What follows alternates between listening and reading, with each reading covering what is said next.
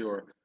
Thank you, Lori. I certainly appreciate you asking me to come on and be a speaker. I am honored, and as my bio says, I'm always delighted to engage in what I call information transfer. And I have no shame in saying that, specifically as relates to our young brothers, with all that is happening with them. You know, from the beginning of this year, or immediately right after this pandemic situation started, I've been saying that we find ourselves in the midst of what I'm calling our Red Sea moment, where we know we can't go back and what's ahead of us looks very scary and uncertain. But we also know that our future is on the other side of what's scary right now. And I want to remind everyone, and I want to thank everyone for being on the call tonight. I want to remind everyone that we have the collective power and the resources to address what a better future looks like for us. We just have to be able to come together and speak the same language and speak to those who we want to grasp this information, to understand that the future is indeed bright. The future is going to be there. We have to have, particularly our brothers, our young brothers, on board to understand some of the things that they get caught up on. So tonight I'm going to ask your permission to have a very candid conversation with you. And just to let you know, I do not consider myself to be an expert in anything. I have life experience that I don't mind sharing. Um, and at some point in time at the end of this, please feel free to ask me any questions. I want to start. Do I have your permission to do that, everyone? Just nod if you can see me here. We want to have that conversation. Sure. I'm not a preacher. I'm not going to preach. I just really want to engage. Yes. Just to kind of frame a little bit about my background, as Lori said, I was born and raised in Harlem, New York City. Growing up in Harlem, I've had the opportunity to see the best and the worst of a lot of things. At the age of 3 months, my mother abandoned me. So at 3 months old, my mom abandoned me, and I did not go through the foster care agency or the adoption agency or entity that was in place. I was actually raised by my next door neighbors. They just took me in. And as I think about my experience now, as looking back, it took about 47 years, the age of 47, that I was able to be honest with that experience in being adopted and understanding what it meant and everything that had happened. The way that the story goes, my next door neighbors heard me crying just continuously on a Saturday. And my sister, who became my youngest sister, she was older than me. Her name was Barbara. She was my babysitter. And my stepdad was from the islands. He was from the island of Antigua, so he had a strong West Indian accent. And he heard me crying just continuously. And he asked my mother, he said, "Betty, go get him, bring him back over here." And they went and they got me, and I never went back to my mom. And I stayed with my family growing up in New York City. And the interesting thing was in this process that my biological mom and dad never lived any more than 4 or 5 blocks away from me. I knew who they were. I would go see them on the weekends, but I did not understand why I lived with this family and not them. No one was saying anything to me at that time. And so there were all of these questions that were going through my head, but they were questions that I could not articulate because back then, as I was growing up, there were just certain things as a child you did not ask your parents, you did not inquire about. And so on my block also, there was a Black family that lived across the street from me. And this Black family adopted two white children. And now this is in Harlem, understand, in the late 60s, in the 70s, Harlem was considered the Mecca of Black America at that time. And so you had this Black family that adopted two white children. And I can tell you, they caught hell, but they were still a part of our block. And we would tease them about who they were. And one day, the boy, who was my friend, said to me, we were laughing and playing and teasing him. And he said to me, he said, Vince, I don't know why you're laughing. He said, because your mom left you. And that's when the fight started. Okay. Because up until that time, there was no discussion. No one knew. I was like everyone else. But when he said that, it immediately triggered something in me. And as I think back on my childhood, I think about um, how I did not at the time, I did not have the insight, or even I could say I was afraid to ask all of the adults who were involved in my life, what was my story? What was my history? I was hoping that they would tell me, but it didn't happen when I wanted it to happen. It didn't. It happened a little bit later on, a lot later on in my life. And throughout that process, there were things that were just puzzles. I would feel, and it caused a lot of emotions. I would feel resentment. I would hear people talk about when they would go and they would meet with their grandmothers and their great grandmothers and their family reunions. Well, even though I was part of a family, there was always still a part of me that felt as though I did not know my family. I remember when I would play sports and little Johnny's mom would be in the stands cheering for him. My stepdad might have been there, but he was quiet. But when Johnny's mom would cheer for him, it would just make me angry. It would make me angry because I resented the fact that someone had someone that was advocating for them, that they were connected to. And so there's this feeling of less than, being less than. But as you get older and you begin to process the situation and you look back on the situation, you know that everything that happens in your life happens for a reason.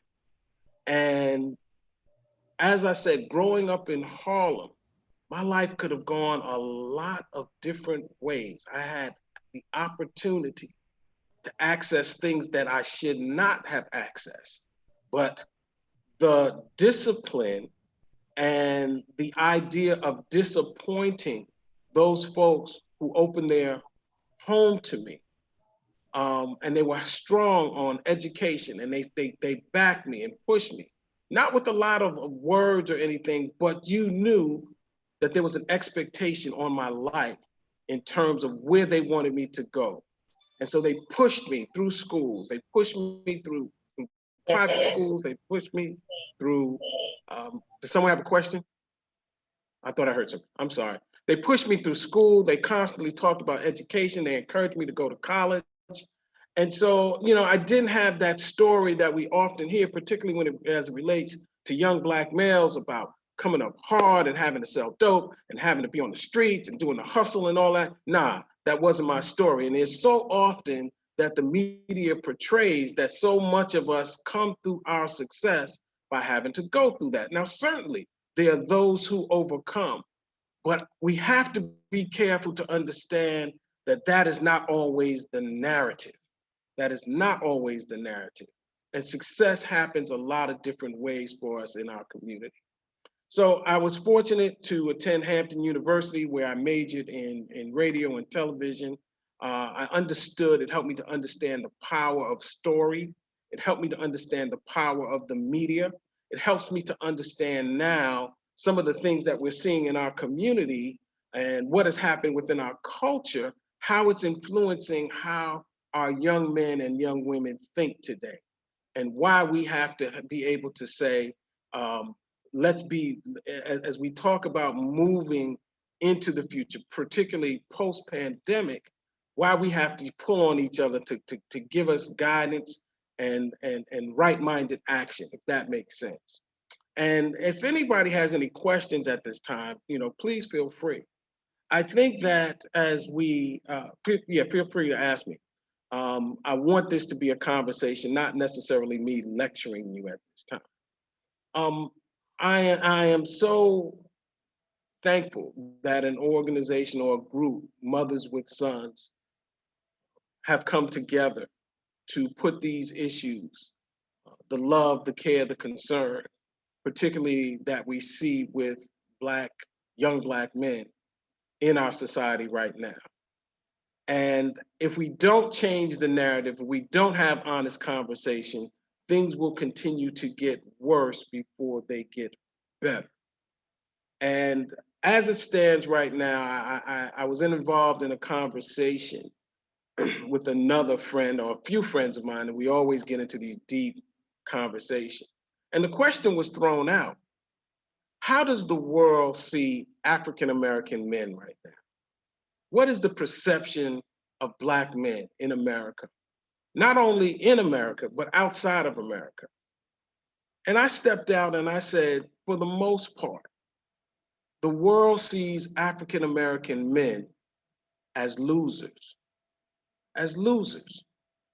They tell before those immigrants that come over here from other countries, they are told, do not get too involved too deep with them. It'll cost you, it'll be trouble. Do not allow yourself to go into business, be careful, all of those things that are derogatory and negative. And again, they paint that picture without a fair, as they say, they don't tell the whole story. And despite what the world says, there is everything in our history and in our culture to tell us that we are everything but losers, that we are winners. And again, somehow or another, we get those messages convoluted. We get those messages mixed. And a lot of it has to do with a lot of different things that are in the culture. And I think that we have to be intentional in addressing issues and having these kinds of conversations that are getting a lot of these young brothers caught up.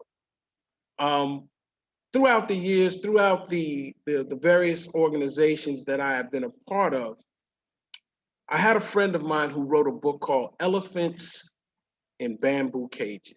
Elephants in Bamboo Cages. And Elephants in Bamboo Cages was a metaphor that really spoke to the idea that the most powerful creature on the earth can be trained to let a piece of bamboo stop them from being and reaching their potential, their full potential. Now, if you didn't know, bamboo is actually a grass. It's actually considered a grass. But if you condition and you train an elephant, you can tie an elephant to a stake with something as flimsy as a piece of grass. And this is exactly what has happened to young Black men in our society today. We allow ourselves to get caught up. We allow ourselves to get trapped. We allow ourselves to be held back by things that really do not have the capability, the strength, or the fortitude to keep us from it.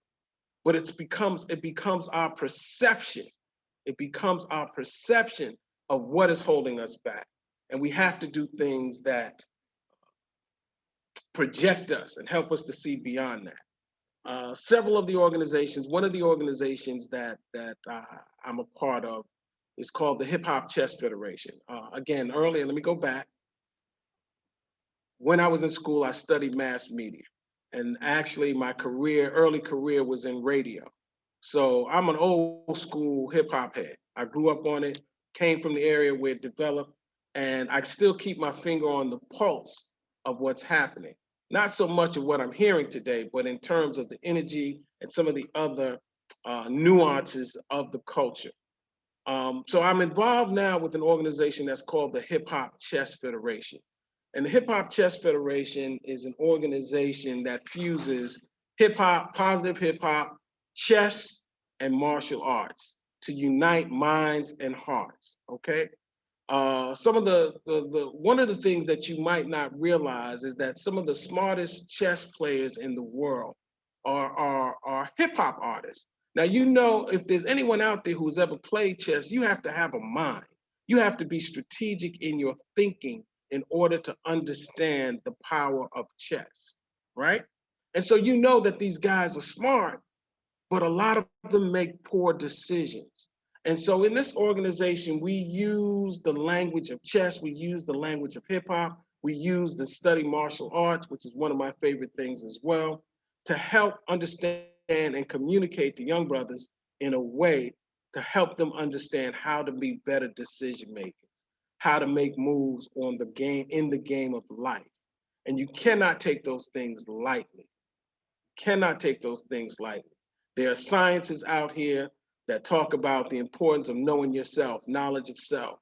There are books out here that you have to come across to understand in order to help you get through some of the things that this society has put in front of us as young men, as men and young men.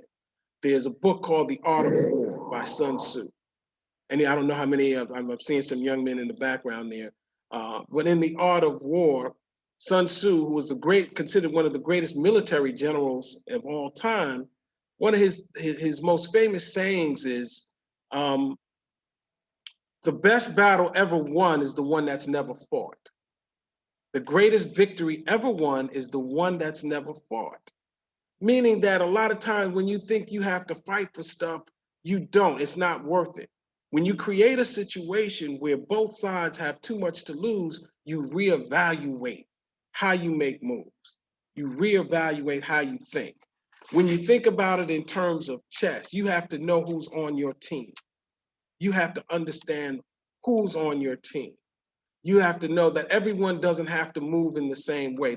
You have people on your team that are going to move in a particular way that the other players on your team don't. Everybody's going to work to their skill, as they say. You need to be able to play your position. Well, that's not only on the board, that's also in life. There's a philosophy of chess. In the Hip Hop Chess Federation, anybody who knows anything about chess, we also teach that the most powerful piece on the board is what? The queen. The queen is the most powerful piece on the board. Now, the game is over when you capture the king, but in terms of who can move on the board, it's the queen. Now, there's science behind that young men have to understand. Because again, your queen, and one of the basic philosophies in chess is that you never leave your queen out there by herself. And that's one of the things that we have to teach young brothers as well. That you never put your queen out there by themselves. Why? Because it's said that the hand that rocks the cradle rules the world. And so we have to be able to understand better the relationship, what happens between um, the dynamics between our male and female relationships.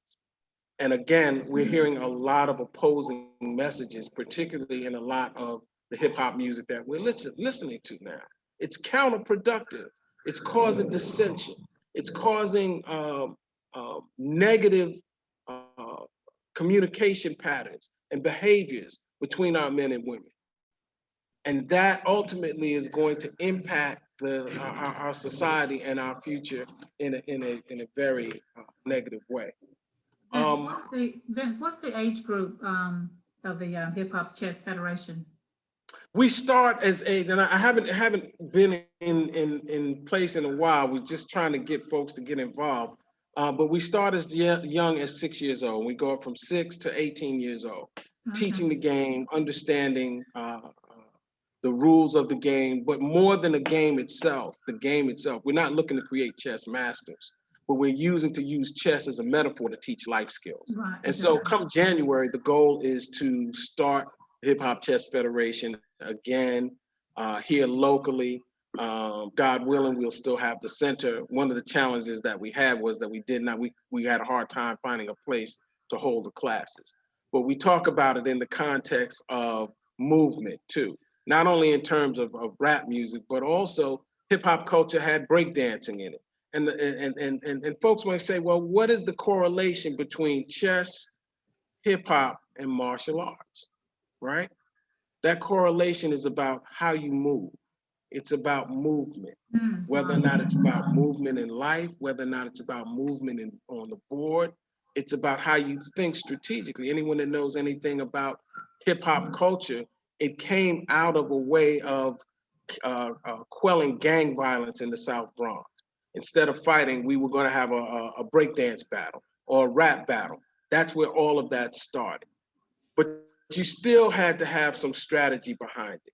And again, as many of our young brothers and sisters are tied into that energy, it has gone astray. It is being misused now to create a different kind of thing. And we have to do our part.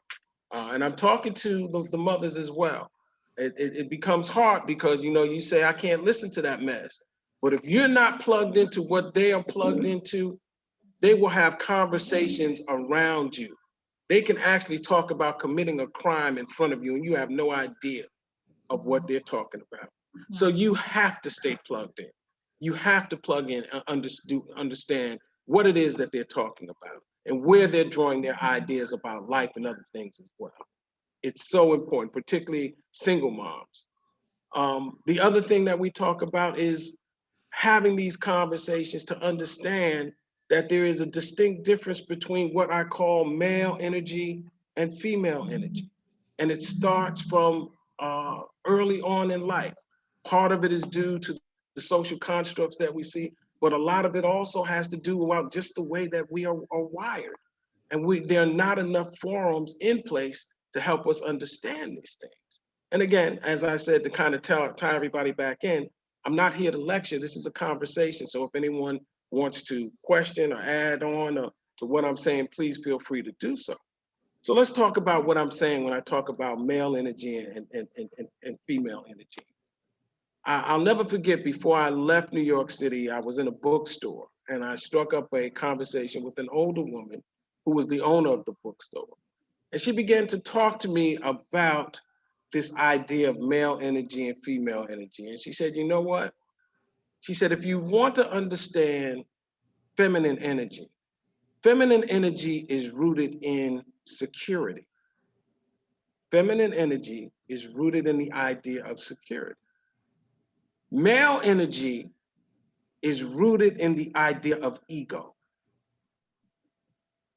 Men surround themselves and are deeply rooted in their ego. What does that look like?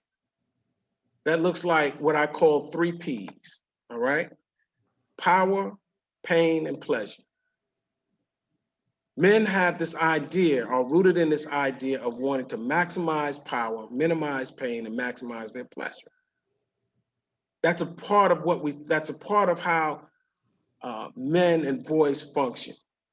The male ego is one that really technically we keep score if we could put it in the context of wins and losses.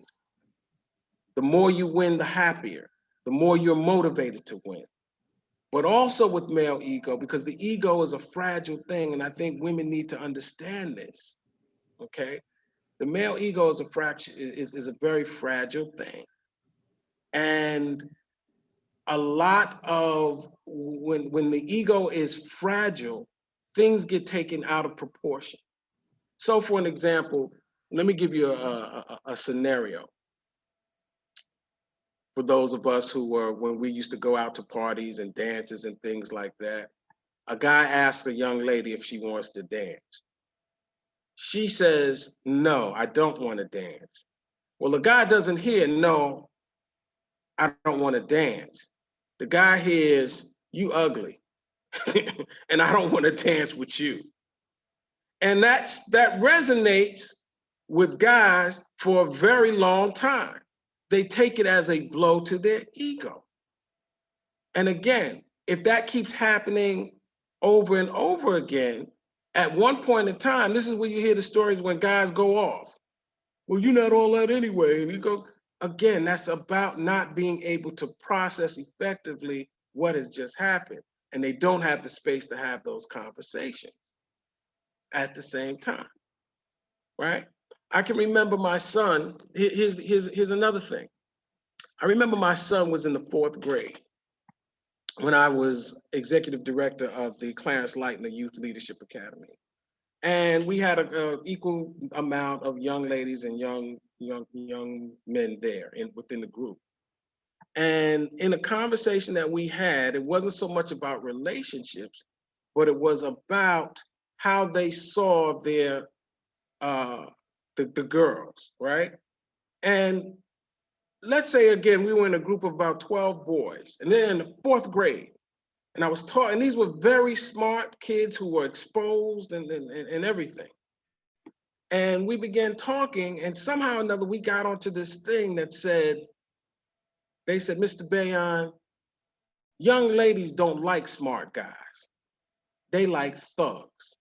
They like they like tough guys. They like the boys who are considered the bad boys. And I had to say, whoa, wait a minute. Because what it did was, if we had the real kind, if I'm being honest and real, I said the same thing when I was growing up, me and my friends. That was that idea, but not fully understanding what that was rooted in, the idea of security. Because a lot of times, young ladies and women are attracted to the people that they feel can do what? Protect them. And that's not going to harass them. That still was happening. And so a lot of times guys would sit back, and it carries over from childhood into adulthood. A lot of times guys would sit back and we would talk and say things like, why does she like him? She knows what he's about. And that person may be on a negative path, but there's something about them that attracts them. Again, why am I bringing that up? Because again, that begins to speak to how men and how boys process ego, keeping score, wins and losses. When we see a lot of stuff, if the standard says, for an example, success looks like this, if you dress like this, you're considered to be successful. Well, guess what? If I can't dress like that, I've got to dismiss what has been the example of success. So instead of wearing a shirt and tie, and I don't have a shirt and tie to wear, I'm gonna say, you know what? What's cool to me is to wear my pants sagging. I'm gonna do the complete opposite. I'm gonna take whatever you call negative and I'm gonna make it positive. And so this is why we hear brothers quickly embracing the N-word, because it had such a negative connotation behind it. And in my opinion, it still has a negative connotation. But they said, you know what? If you're going to call me that, I'm going to make it quote unquote something positive. And so rather than calling one another brother, we choose to call each other the N-word. And that in itself creates a certain energy as well. But if there's nothing in place to diffuse and help us to understand the consequences of that, we're going to run into problems. It's going to cause, there's always this idea of cause and effect. But we have to create the spaces where we can drill down and have these conversations as young men, older men to young men. It's important. Understanding ego. There was a report that came out a while ago, and this report said, I'm reading it now. It said, research identified 3 unlikely traits that explain the rise and fall of cultural groups in America. The first one was a deep-seated belief in its own exceptionality. There has to be a deep-seated belief that we are exceptional, that we have the capability as a group to go above and beyond. Well, when you look within the African American history, there are things in there that we point to, whether or not you want to call it systemic racism, Jim Crow, all of those things have been impediments and barriers to keep us from reaching our full potential. So that idea, that deep-seated belief in its own exceptionality, despite our success, despite the success that we've had, when it doesn't happen consistently, we step away from it. We say it's not real anymore. Again, from a male perspective, I don't care if a guy has 10 wins in a row. He gets that 11th situation that comes up and he loses. Guess which one he's going to focus on more? He's going to focus on the loss more. That's the one that's going to have that's going to resonate with him more on an emotional level. And so again, the opportunity to be able to talk about that. The second thing that they said as part of the triple package is a healthy sense, and I want you to listen to me, a healthy sense of insecurity. What does a healthy sense of insecurity mean? When you have a healthy sense of insecurity, that means that you are aware that, as we say on the street, say you got to stay on top of your game at all times. You have to be sharp at all times because you could be replaced like that. And in a competitive society, someone is always out to take your spot. Someone is always out to take your spot. Now, that doesn't mean that you constantly live in fear, but that constantly puts you in a mode of how do I continue to get better? How do I continue to keep my game sharp? No matter what it is that you're doing, in terms of those things that are going to make us successful as a community, as a culture as well. So again, having a healthy sense of insecurity. The third thing that was identified as part of the triple package that explains the rise and falls of cultural groups in America is impulse control. Impulse control. We have to be able to help our young men establish in martial arts, it's called Bushido. It means a code of conduct. How are we going to conduct ourselves with one another? The whole thing about martial arts, when you think about martial arts, we think about it mostly in the context of how well we can fight, but that's not it. Martial arts is really about discipline, how well you discipline yourself, mind over body. If anybody out there has ever seen a picture of the Sphinx has what? The head of a man and the body of a lion. That is a symbolic, that is alchemy, meaning that it is up to you to control your animalistic urges.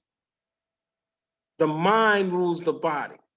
A lot of times, what we don't understand and we don't have the opportunity to discuss is that you may not be able to control how you feel, but you can control how you behave. You can't control your emotions, but you can control your behavior. That is not something that is taught or practiced, particularly within the circle of men. And that's a lot of times what gets us in trouble. Impulse control. And so again, being able to create those spaces where we can have these kinds of conversations, and they used to happen in what was called rites of passage programs. One of the goals that Patrice and I talked about in January is the reestablishment of rites of passage programs, where we can sit down, have these conversations, where we could teach the connection between martial arts, between hip hop, between chess, not in terms of those things individually, but as a strategy to succeed in life, and be there to support our young men as they face the challenges that they'll face. And so, as part of our what we call the Urban Life Coach Institute, we always talk about what's called the nine chambers, nine learning chambers. And I'll go through them real quick because I want to leave some time for y'all to ask me some questions. One of the things that we learned as a child is that we always are taught our ABCs, right? Our ABCs. And the ABCs come to represent the fundamentals of any lesson or anything that we do. And the ABCs of how to make a cake, ABCs of how to play sports or whatever it is. But the real power in life is in the last three letters of the alphabet, the X, the Y, and the Z. X represents the unknown. Your mission in life is to go from being unknown to known. You have to solve the problem or solve the puzzle of X. That was the whole lesson behind Malcolm X. He went from not knowing who he was, not knowing his history, not knowing his connection to God, to knowing his connection to God, to knowing his history, and being able to face and accept the responsibility of what it meant to be a man. Why? Why is the question seldom asked by the blind, deaf, and dumb? You have to develop an inquisitive mind to go further than what you just see or what people tell you. You have to get to the root, be able to drill down to the root of what it is in situations to be able to solve a problem, to solve the problems. Those who solve problems in life become the most successful, whether or not it's materialistically or otherwise. The last letter Z, when you make a Z, you get two angles. You have to learn to look at life through two different angles, two different perspectives. Things don't always look the same once you have the ability to shift and see things from another person's perspective. You have to be able to function in the chamber of the EQ, which is the emotional quota. You hear about IQ. You've got to understand this, your emotional quota, okay? And that is what helps control the ego. You have to understand education, what it means to be education. The word education comes from the word educere, which actually means to draw forth. It doesn't mean, when you look at our education system, we're putting stuff in, but to educe means to draw forth. What are your skills? What are you good at?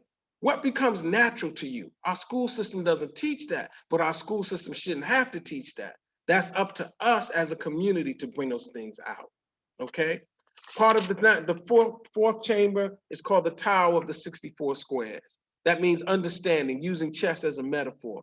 How you make your moves on the board also relates to how you make your moves in business, how you make your moves in life, knowing that everybody on your squad does not have to move the same way. You have to align yourself with people who are moving in the same direction with the same goals in a way that's righteous, right? The chamber number 5 is the chamber of hustle and flow. That's about understanding what it means to be an entrepreneur. How you handling your business? Do you have a business mind? Are you aware of the technology that's out there to help you to become better? How are you managing your money? Chamber number 6 is the chamber of yin and yang, understanding the difference in the relationship between male and female energy, how we interact with the women in our space, whether or not it's your mother, your sister, your girlfriend, your wife. There's order that has to be in place, understanding that. Chamber number 7 is the chamber of hip hop. And when you look at hip hop in our world stands for high in potential, helping other people. High in potential, helping other people, right? It's not so much about what you get, it's about what you're going to do for others. It's how you're going to help someone else. You got to come up off of that selfish kind of mentality. We have to teach our young boys that it's about what you can do for others. That helps to define what manhood looks like. Then there's the chamber of the master. The chamber of the master is taking all of the constantly learning, putting yourself in a frame of mind that says that I constantly am a student of life forever. I am a student of life forever. For as long as there's breath in my body, I can always improve myself. I can always learn something new. The last chamber is the chamber of healing. Throughout the course of your life, you will have things that will hurt you deeply, that will throw you off. You have to be able to face those things. You have to be able to seek help to correct those things and help you to process some of that hurt out. And so again, when we think about what the role of some of the tools of success and how we can help to change what we're currently seeing around, those are some of the things that I want to offer. And at this time, I'll just open it up if anyone has any questions for me. In an hour's time, I just probably tried to do a 2-hour lecture in about 45 minutes. So hopefully I didn't lose anybody along the way, but if you have any questions at this time, I'm more than happy to answer those. I'll see if there's anyone. Vince, thank you so much. No, well, you didn't lose me. I appreciate it. And you're exactly right. We need to create space to be able to have those honest conversations with our young men, with our children, our young people, because as you were saying, they don't know how to express it on their own. Right. And then they just bottle it up in anger and it comes out all wrong. You made an interesting point about young ladies wanting men who can protect them. So they look at the thugs and they're too young, and that was maybe too immature to know that protection is a solid, financial foundation, and protection looks different the older you get. So definitely need to have some more conversations on this, just having those honest conversations with our children. A lot of good points that you brought out. And I'll pause and let some other people talk as I look back through all my notes that I took. I would just like to thank you for such a wonderful presentation. There's just so much information packed into that. Really because as a former educator, just trying to get our young people to understand the value of education, and that so much of life is about preparation, meeting opportunity. Yes, definitely. And we look at so many things that are not taught in the system, and just like during this pandemic, I feel like so many of our children are getting left behind, which kind of widens that pipeline from homeschool to the penal system, because they act out when they don't understand something. Right. So looking at all of the things that you said, how do we put that back in our community and change the attitudes of our young people, because we're losing them. And I mean, we look at, I look at right now, I said, Georgia has the power right now. The voters in Georgia has so much power to change the direction of things if they go out and vote and elect these 2 senators. And I ask myself, do they truly understand the power of what they have? And it's I look at it, as a people, we've lost so much. But it starts with conversations in groups like this. Right, yeah. And that's why I have so much respect for bringing the individuals together to be able to have this forum, to be able to say, look, I can't do it on my own. I'm not doing it. None of us is as smart as all of us. Mm-hmm. And we have to be able to create the space without judgment, because none of us get it right. None of us get it right. And at the same time, we have to have honest conversation about what things still serve us and what things don't serve us. The church is losing a lot of its young people, okay? And that doesn't mean that the church is wrong, but there's a different language now that has to be spoken in order to resonate with the younger people, okay? And you've got to be able to let go of some of those quote unquote traditional ways of doing things, because the church is not inside of a building. It cannot be inside of a building. You have to meet people where they are and talk to them in a language that they understand. If you're doing anything other than that, you're not going to be successful. They're not going to be able to see themselves in what you're trying to do. So again, the kinds of things that you're doing right now makes a difference. Yep. And as we create space, how do we get I applaud Khadijah Jones. I see her sons, as you were saying, Vince, we see her sons and her daughter, and her daughter's there in the background. How do we get our young people there to have those conversations? How do we get them there so that we can listen to them? We can listen to them. I was reading something and studying something. That's your last? Studying something the other night. It talks about, when kids start cutting themselves, it's their way of saying, I'm hurting, but they don't know how to express it. So we got to have those honest conversations. We got to make those platforms. We got to invite our children and get them there. One of the things that I know that we do as adults, we forget that we weren't always saints and who we are. And as I tell young people all the time, ain't nothing new under the sun, really. And we know back in the days when, as a lot of brothers and sisters, when we were in the world, there were things that we were confronted with. And we haven't always gotten it right. And we have to allow ourselves to be human. And at the same time, establishing those boundaries of respect so that we can talk to our children. One of the things I said earlier on is that as parents, we were not prepared to deal with the impact of the internet. Because now when we were coming along, the greatest influences on us were our parents, right? Now kids are talking to each other. They're going to respond more to their teen who don't knows less than perhaps of what they know, rather than come to their parents.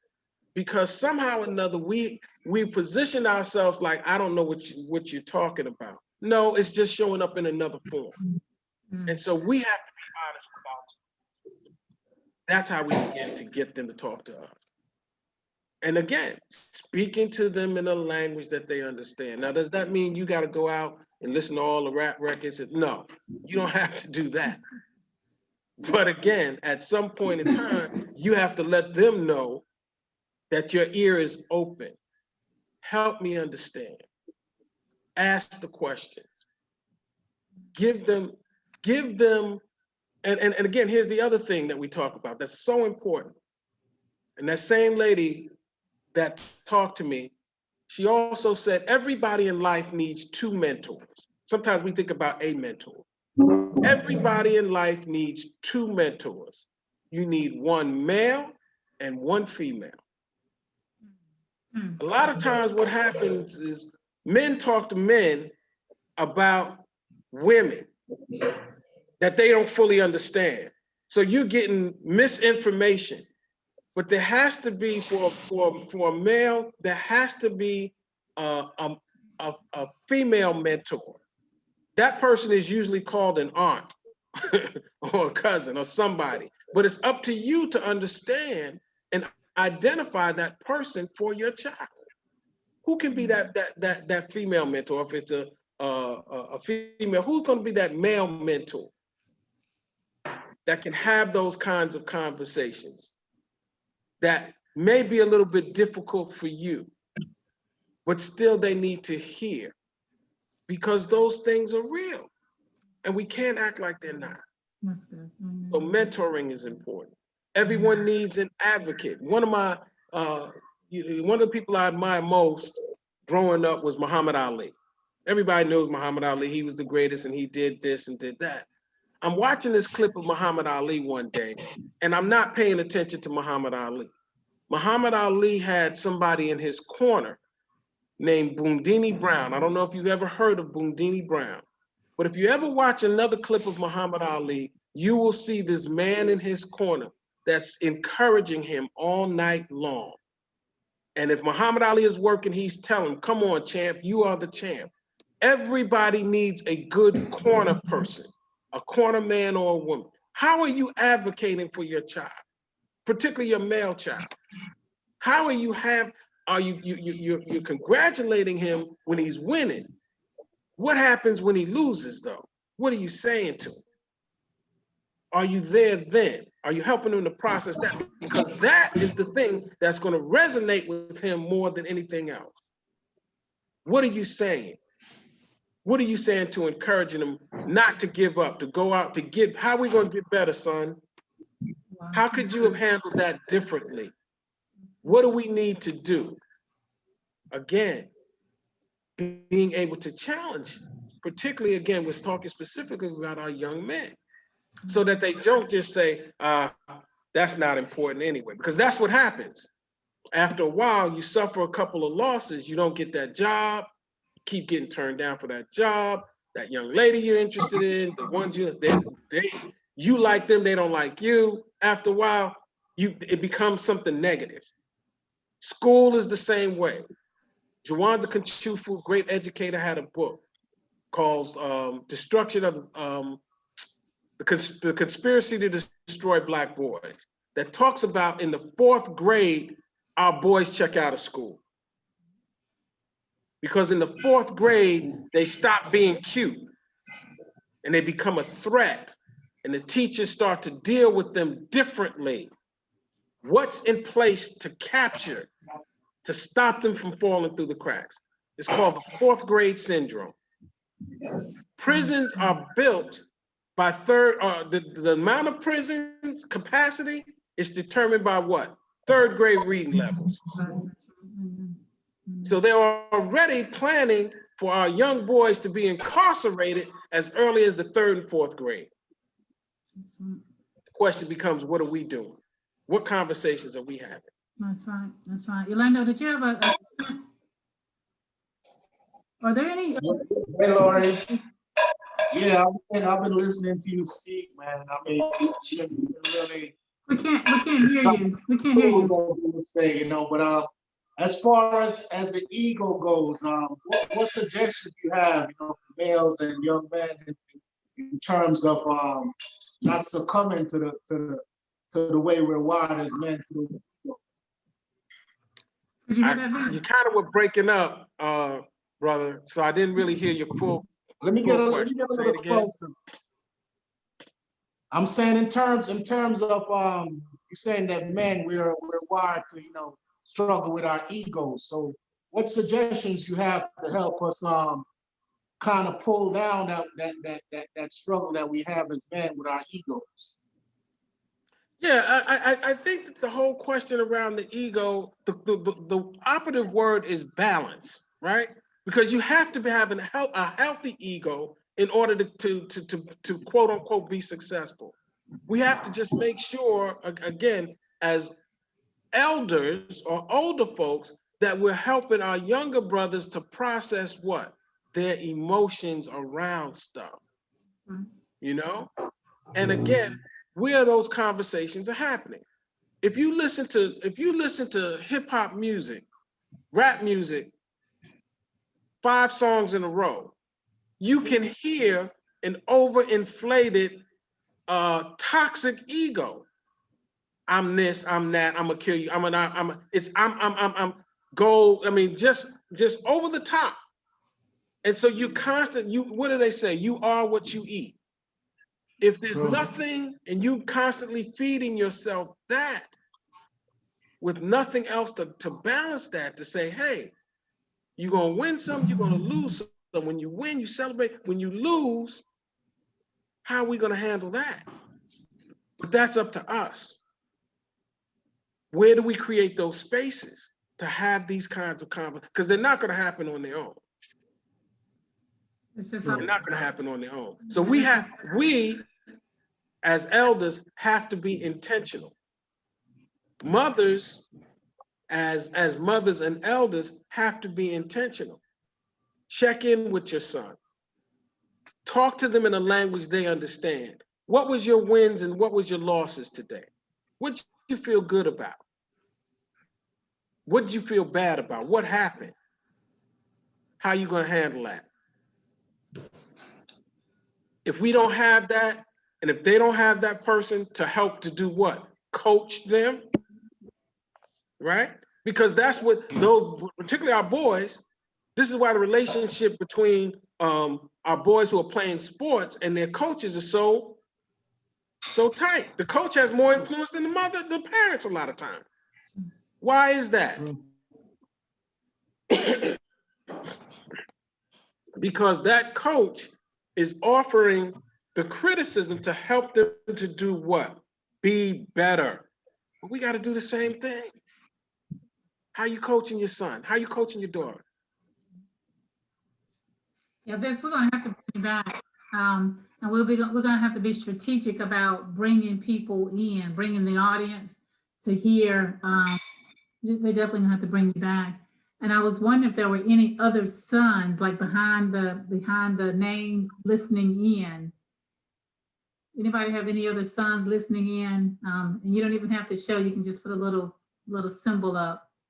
But we're definitely gonna have to bring you back. I would love to come back. Definitely sometime. As I said, in January, we do plan on reinstituting our rites of passage program.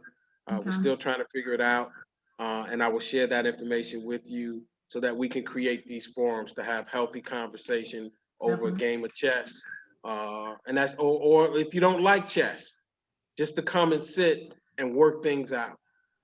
We have gotten away from that, and we have to bring it back. Yeah, you made an excellent and what someone's son may not be able My son, even I can talk from personal. My son wasn't always able to talk to me, but he was able to talk to one of my friends, Yeah, whatever that reason was, right? definitely, definitely, yeah, yeah, And so I understand that now, yeah. because there's a different amount of pressure that comes when they talk to. That's what I'm saying. We've got to find those mentors as a village, That's right. You're exactly right. because we are competing What I want to against the do enemy. is, yeah, what I want to do is close in prayer, and then Yolanda, if you guys want to hang around, Vince, I don't know if you have some more time. And I don't know, Yolanda, if you have some more questions, I'll let whoever needs to leave, we'll let them leave. Katrina Swan, Vince says, thanks for sharing. It's great information. Thank you for being here. Yeah, thank you so much. So Vince, can you close us in prayer, and then we will allow anybody that wants to hang around and ask questions. We'll let you hang around and ask questions, but we'll go ahead and close. And you got a lot of thank yous and Sure. yeah. Last time, anyone have any questions? Or before I close in prayer, let me just give information if you need to reach me. You can reach me via email at V as in Vincent, B as in ball, A Y Y A N at gmail.com. And if you want to call via phone, my phone number is 919-348-1991. If all hearts and minds are in agreement, let us pray. In the name of God, most gracious, most merciful, Heavenly Father, we thank you. We thank you for this evening. We thank you for the people who are on this platform this evening. Our prayer is that the words that we all spoke resonate and help to make us better than before. Our prayer this evening is that you guide us through this Red Sea moment, that we know that we cannot go back. And though we see that what is before us creates fear, that we know that you are God and that you are in control, and that we move forward in faith. We ask that you bless those who are on the call tonight, that they continue to strive to be better, that we come together to support one another as a community, as a village, and that your spirit be the guiding light and the guide rails that keep us on the path of righteousness. In all your holy name, in the name of Jesus, we pray. Amen. Amen. Amen. Thank you so much. Everybody, y'all have a wonderful night. And yeah, Yolanda, if you have a question for Vince, you can hang around. Guys, thank you so much.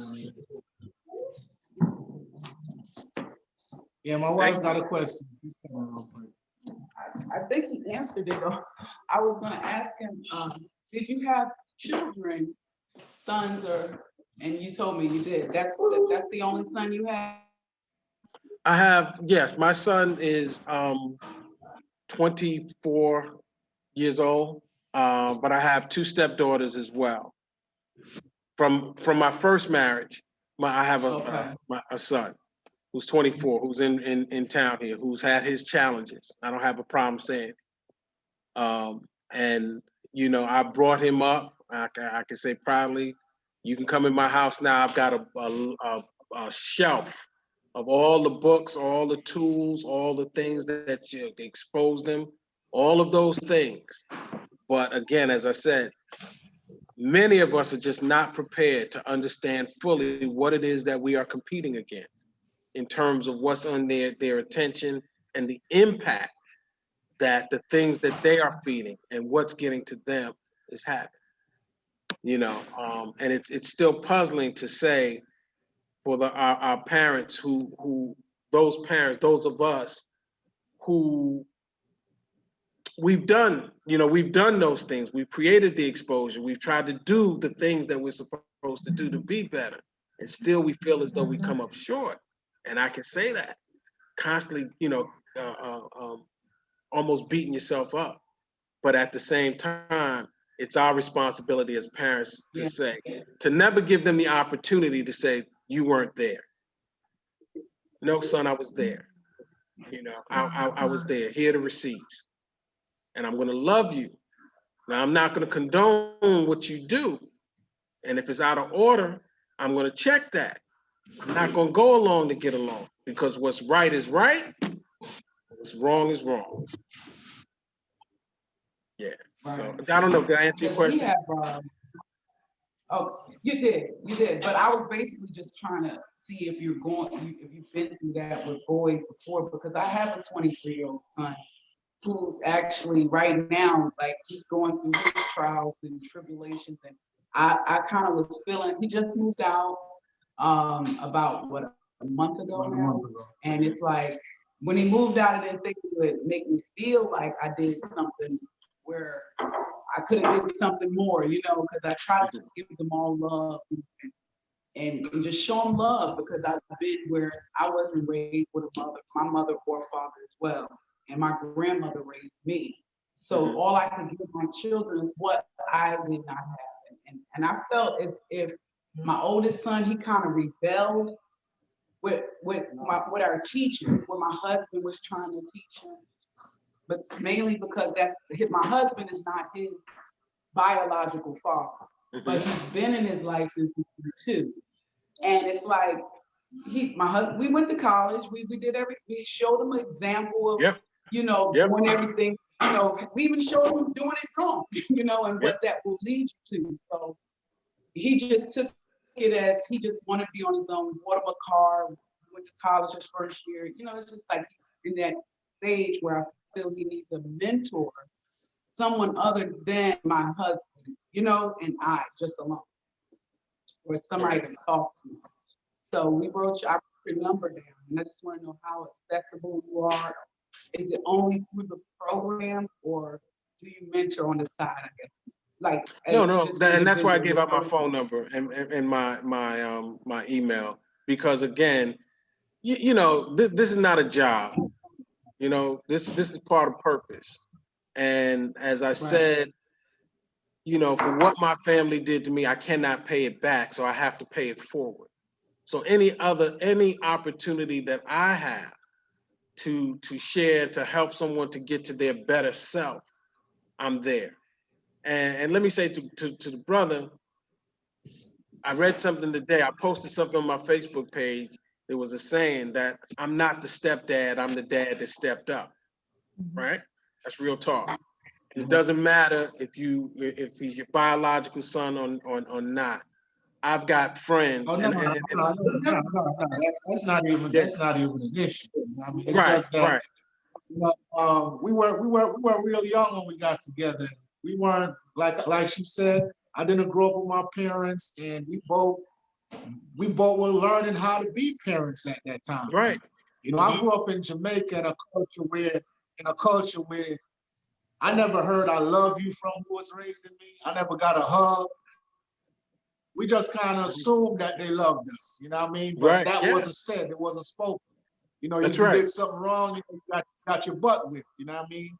You did something good, you didn't get a pat on the back. They might say good job or whatever, but the love wasn't shown and expressed. When I came to America and I go around my friends and I see their moms hugging them and kissing them, all that was looking foreign to me. So when raising him, I was more on that hard line kind of raising. You know what I mean? It's like, I didn't give him as much support when he did good, and when he did wrong, I was like all on top of him. You know what I mean? So, all of that could play into how he feel right now. So it's just like my wife said, it'd be good if we could find somebody that he could open up to, and talk to.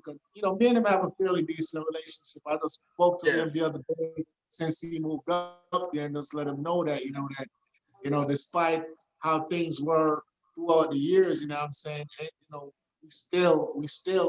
I still have plenty of love for you, and I want the best for you. Yeah, And I yeah. want to work out for you. No, bro, that's real talk. And that's why I said we've got to have, often the mentor is someone outside of ourselves. It has to be. That's the role of the aunt, that's the role of the uncle. In some societies, the uncle has more respect. Uncle is a term of respect, whether or not they're biologically related to you. But the uncle is that voice that's there when that child cannot necessarily speak to the parents directly. That person is the go-between. And so we have to be able to identify those people in our circle. That's what made the village so strong. That's what made the village so strong. So yeah, I'd be more than happy to make myself available. Like I said, for me, it's not about a job or a program. It's about being available, because I take this personal, man, when I see what's happening, particularly with our young boys. And in my circle, I'm telling you, I've got judges, I've got police officers, I've got ministers, I've got those people who you think, got it all together, but they call me and they say, hey, I got to go out and get him out of jail again. I don't understand it. And we all are dealing with the same thing. Believe me. And we have to be honest in talking about it. Because if not, what we do is they say, well, what did we do wrong? And we think that we're doing the best that we can. Right. But there's some influences, as Sister said when we first started, there are traps and snares out here. And there's been there has been an overall lack of, from them, the younger generation, of wisdom. They don't think that we know what we're talking about. And as I said earlier, the game hasn't changed. Whatever you did, I've seen it, I've done it. It had a different name. That's right. You call it this, but back then, it's just taken on a new form, and the consequences are even more severe. That's right. Because of the social dilemma. No, we have to form a coalition, definitely. I think social media is the biggest. Hey, that's what I'm saying. That tool, we watched a Netflix documentary on social dilemma. Yep. And I mean, we heard from the mouths of the people who started Google, Facebook, Twitter, YouTube, all these social engines, where they're realizing that if we keep going at the rate we're going, we have to really tap into that social media, basically. That's as right. parents. And that's basically what I did with my oldest son. Once he went to high school, because we never let him use social media, but sometime in ninth grade, he started sneaking, getting the page and everything. Yep. But he's not big on it now, but it's the biggest weapon right now, I think. It is. And we were, as adults, we weren't prepared for that. No. We had no idea what impact that was going to have and how much influence, because now at 14, 15, 16 years old, you're exposed to everything. It's a click of a button. Pornography, all of it is there. It's no longer just regional stuff. This is across the planet. You got access to all this stuff. And the reality of it is you're not emotionally equipped to handle it. You think you are, but you're not. No, and you're listening to other people in your ear constantly. Yeah, and I think it subtly destroys our children. It's not all of a sudden, but it's just subtly destroying them and influencing them. And then they look around and like, who am I? Right. What's all this anger? What is all these emotions that I can't deal with? Yeah, and you're right. They're not mature enough to handle that stuff that's coming in, being fed in their minds and what they see. Exactly. Yeah, they're not mature. I mean, exposure, early exposure to all kinds of drugs and everything else. They're experimenting earlier, and on top of that, they don't think that we know what we're talking about. That's right. And the moms and parents are getting younger and younger and younger. Right. Yeah. But Vince, the name of the book, was that the you said the conspiracy destroy?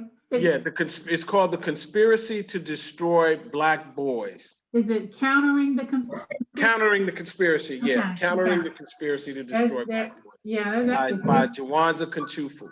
Yep. There's actually 3 volumes out there. Yeah, definitely. Wow.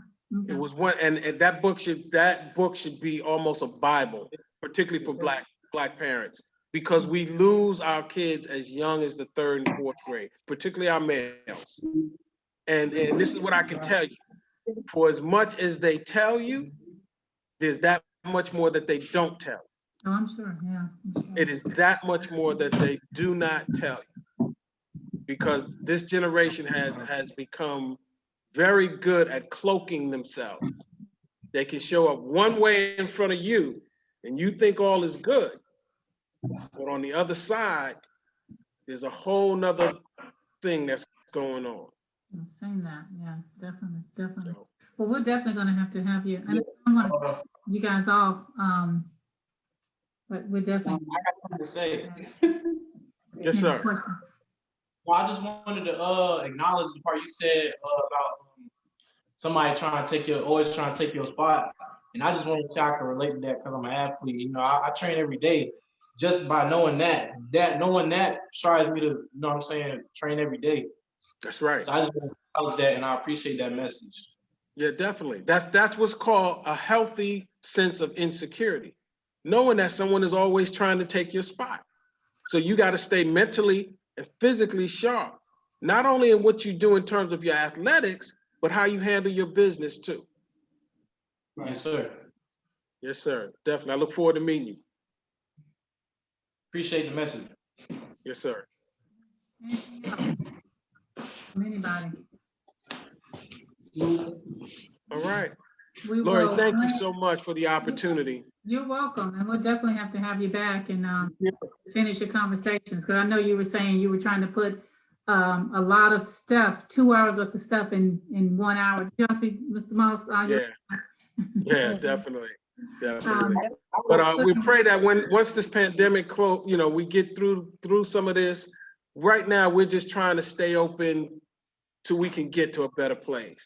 But once we do open the Level Next life coaching and training, we're gonna have the chess. We want brothers and sisters to come and learn to play chess, to have these kinds of conversations. And it's not about playing. I just learned to play. How long do we just learned to play chess, right? Yeah, we really have, but It's not like we've been playing we're for a not long master time. pros, I can tell you that. Yeah, but it's about, again, developing a strategic mindset and being able to relate, again, the idea of how you make moves and how you work with a team and those kind of things.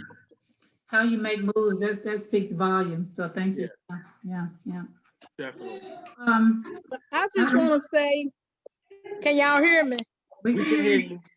I just want to say, Vince did a good job. I'm proud. I get these teachings from him and Patrice all the time, but you did an awesome job. And I always say, I thank Frederick for introducing us. That's my big brother, Lori. Vince is. Vince is your big brother. Yeah, he's my big brother and she's my sister. And Frederick Faison introduced us, and I always say thank you because he poured they both have poured nuggets into me and my organization. And I thank you. Thank you for having them on. Yeah, thank you for letting me. Thank you. Yeah, because he spoke on your platform, and I was both settings. It was something that you were sponsoring. So yeah. So Freddie spoke here as well, Vance. Yeah. Oh, did he? Yeah, Freddie has always been one where I just hang on his every word. So I first met him when he was a student at St. Aug, and then we ended up working together down at Shaw University in the Office of Student Holistic Wellness. We were life coaches together. So that's where I connected with him. I'm so proud of him. Yeah. We love Freddie and Tasha. Yes, definitely. Talented. As a matter of fact, I didn't get a chance to talk about our foundation that we started tonight. So I'm sorry I missed that. But when we first did our first fundraiser, he was he provided the song, he provided the ministry. Because they're excellent. He's got an excellent voice. He can do it. Freddie can do anything. Yeah, definitely. Talented, very talented. Freddie and I served on the Wake Forest Martin Luther King committee together for a few years. Okay. Freddie and we would just kind of get in a fix, like we don't have any entertainment. He would just he would just do the whole show. That whole family. Give them the Yeah. mic, definitely. Yeah. But we will definitely be. Well, I have enjoyed the night, and thank you guys. Me too. Thank you. Always good to see you. I'm always encouraged. Yeah, yeah. So we'll I gotta go definitely- transfer these notes into my notebook. It was some good nuggets. I So, know All my right. stuff is I so. wrote. Yeah, Well, I've got stuff written everywhere. yeah, me too. I done used the envelope, a little sticky pad. Yeah, so, well, y'all have a good night. All right. Thank you. Thank All you right, again. good So night. much. We'll be in touch. Thank you, Jones family. Thank you, Jones family. And then we'll be in touch. Thank you. All right, we'll be in touch. Tell All them right. to call me. Have a All good right. Feel free to call me. All right. We will. All All right. right. Thank See you guys. All right. Take care.